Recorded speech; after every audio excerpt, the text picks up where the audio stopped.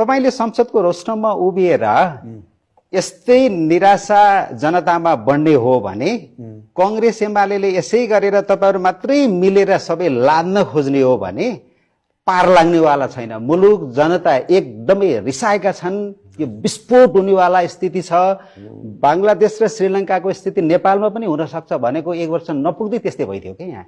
अब त्यो त मेरो परिस्थितिको विश्लेषण, राष्ट्रिय अन्तर्राष्ट्रिय सन्दर्भ कसरी गइरहेको छ, ट्रेनहरु प्रवृत्तिहरु कता गएको छ भन्ने कुरा त्यसले गर्दा यसको डिजाइनर प्रचण्ड पनि हो भने बिल्कुल होइन। यसको डिजाइनर प्रचण्ड भन्ने कुरा अर्थ लाग्दैन।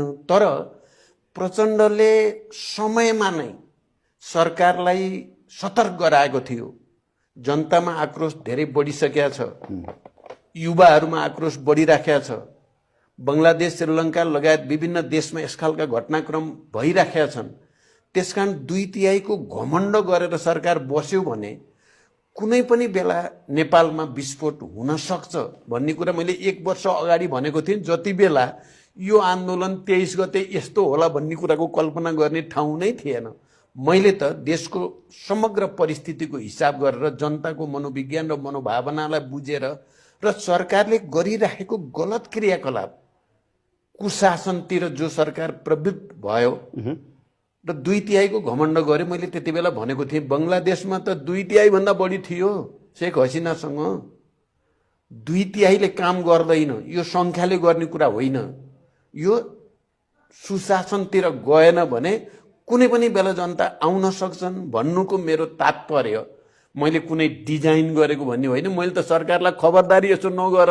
राजनीतिमा दूरदर्शिताको निकै ठुलो अर्थ र महत्व हुन्छ। मैले त अहिले म फर्केर हेर्छु मैले कति सही बोलेर छु भन्ने मलाई आफैलाई गर्व भएको छ। अब तपाईलाई नढाँटी भन्नु पर्दा मैले 1 वर्ष अगाडि परिस्थितिको विश्लेषण गरेर सरकारलाई जानेर खबरदारी गरेको थिएँ र चुनौती दिएको थिएँ, तिमीहरूले गलत गर्यौ भने राम्रो हुँदैन भनेर।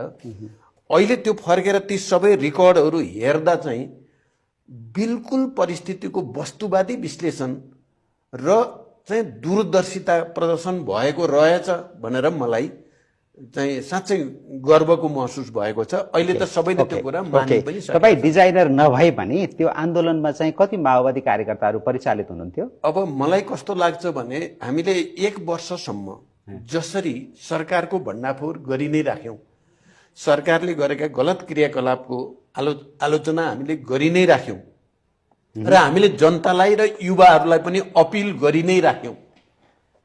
यसको विरोध गर्नुपर्ने हुन्छ। गलत भइराखेको